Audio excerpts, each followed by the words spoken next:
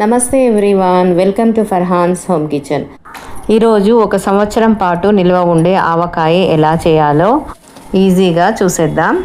ముందుగా అయితే పుల్లటి మామిడికాయలు తీసుకొని వాటిని కడిగి బాగా తుడిచి ఇలా చిన్న ముక్కలుగా కట్ చేసుకోవాలి. మీరు టెంకతో పాటు కూడా కట్ చేయొచ్చు, నేనైతే ఇలా కట్ చేస్తున్నాను. ఈ ఆవకాయ కోసం నేనైతే గుంటూరు మిరపకాయలు, సిమ్లా మిరపకాయలు కలిపి కారం ప్రిపేర్ చేసి పక్కన పెట్టుకున్నాను.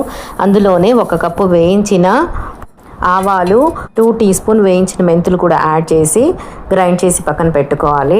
ఇప్పుడైతే ఒక ప్యాన్లో 300 ml ఆయిల్, అందులోనే 4 టీ స్పూన్స్ ఇంగువ యాడ్ చేసి ఒక గుప్పెడు ఒలుచుకున్న వెల్లుల్లి రెబ్బలను కూడా యాడ్ చేసి ఇలా జస్ట్ ఒక 5 minutes అలా పొంగు వచ్చేంత వరకు ఉంచి చల్లారనివ్వండి బాగా.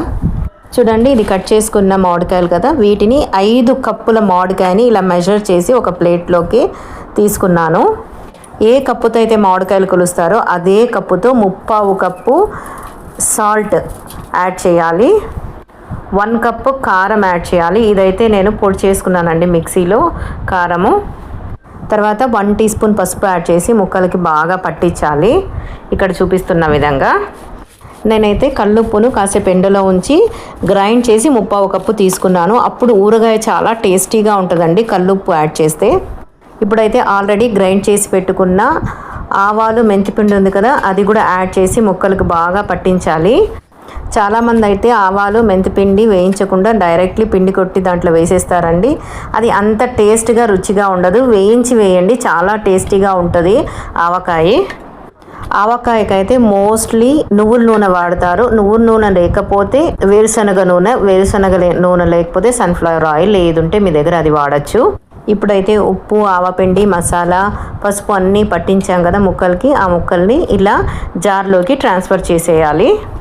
ఆవకాయలు అయితే కొంతమంది డైరెక్ట్గా ఆయిల్ యాడ్ చేసేస్తారు, నేనైతే అలా చేయను.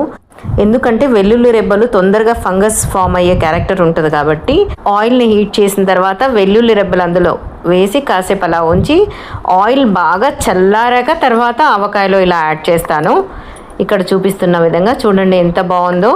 అంతేనండి, ఆయిల్ యాడ్ చేసి బాగా కలిపిన తర్వాత మూత పెట్టి అలా ఉంచేసేయండి. నెక్స్ట్ డే చూడండి ఎలా ఉంటుందో ఆవకాయ. మరి చూడండి, ఆయిల్ అంతా పైకి తేలింది కదా మంచిగా. ఇప్పుడు దీన్ని బాగా కలుపుకొని సర్వ్ చేసుకోవడమే అండి. ఇలా మీకు ఎప్పుడు కావాలంటే అప్పుడు చిన్న జాడీలోకి ట్రాన్స్ఫర్ చేసుకొని వాడుకోవచ్చు. 1 year పాటు చాలా బాగుంటుంది, ఏమాత్రం స్పాయిల్ కాకుండా. ఇలా రైస్లో కొంచెం నెయ్యి వేసుకొని ఆవకాయని కలుపుకొని తింటే చాలా రుచిగా ఉంటుంది కదండి. Like, subscribe and stay connected.